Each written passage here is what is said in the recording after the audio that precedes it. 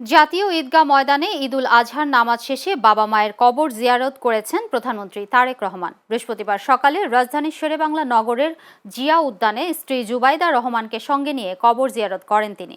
শহীদ রাষ্ট্রপতি জিয়াউর রহমান ও বেগম খালেদা জিয়ার আত্মার মাগফিরাত কামনায় দোয়া করেন তারা। এরপর দলীয় নেতাকর্মীদের নিয়ে শ্রদ্ধা জানান প্রধানমন্ত্রী। এ সময় প্রধানমন্ত্রীর উপদেষ্টা অ্যাডভোকেট রুহুল কবির রিজভী, স্বরাষ্ট্রমন্ত্রী সালাউদ্দিন আহমেদ ও সমাজ কল্যাণ মন্ত্রী এম জাহিদ হোসেন সহ মন্ত্রিসভার অন্যান্য সদস্যরা উপস্থিত ছিলেন।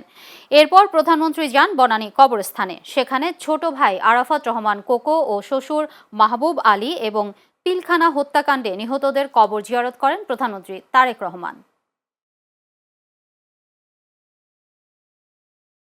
রাজধানীর মগবাজারের আদ্দিন মেডিকেল কলেজ ও হাসপাতালে একসঙ্গে ৬ নবজাতকের মৃত্যুর ঘটনায় রমনা থানায় মামলা দায়ের করা হয়েছে। বুধবার রাতে ঢাকা মহানগর পুলিশের রমনা বিভাগের উপ পুলিশ কমিশনার শেখ জাহিদুল ইসলাম গণমাধ্যমকে এ তথ্য জানান। পুলিশ জানায়, হাসপাতালে মারা যাওয়া ৬ নবজাতকের মধ্যে একজন নবজাতকের পরিবারের পক্ষ থেকে থানায় মামলা দায়ের করা হয়। এতে অবহেলাজনিত কারণে মৃত্যুর কথা উল্লেখ করা হয়েছে।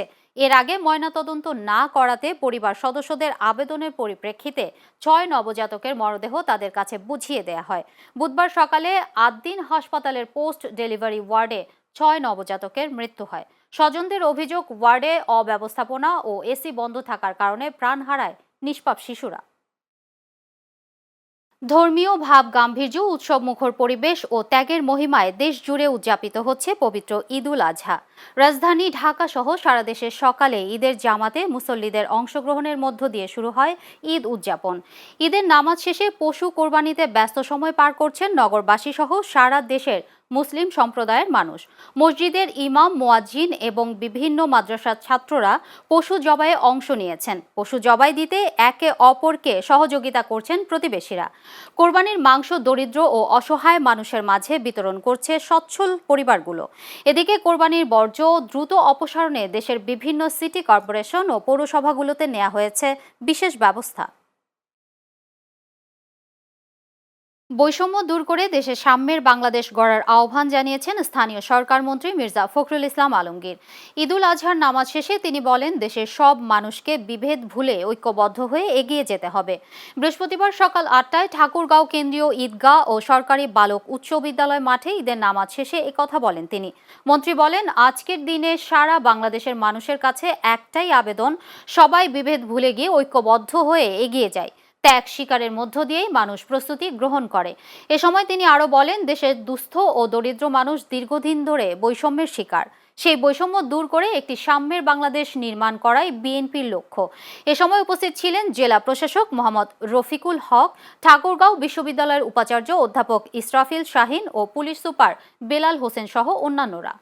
সারা বাংলাদেশের মানুষের কাছে আমাদের একটাই আবেদন, আমাদের কাছে যে আসুন আমরা সবাই আমাদের বিভেদ করে গিয়ে ঐক্যবদ্ধ হয়ে আল্লাহ তাআলার নির্দেশে আমরা সবাই এগিয়ে যাই এবং ত্যাগ স্বীকার করার জন্য মানসিক প্রস্তুতি সবাই, এবং এর মধ্যে দিয়ে আমরা আমাদের বাংলাদেশের যারা দুস্থ দরিদ্র বৈষম্যের শিকার হয়ে আছেন তাদের বৈষম্যকে দূর করে আমরা এখানে একটা সাম্যের বাংলাদেশ আমরা নির্মাণ করি।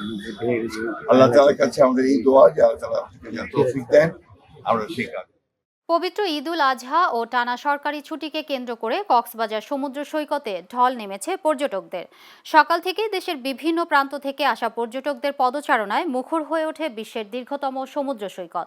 সৈকতে ঘুরতে আসা পর্যটকদের মধ্যে অধিকাংশই সনাতন ধর্মাবলম্বী। তারা ঈদের ছুটিতে পরিবার পরিজন নিয়ে অবকাশ যাপনে এসেছেন কক্সবাজারে।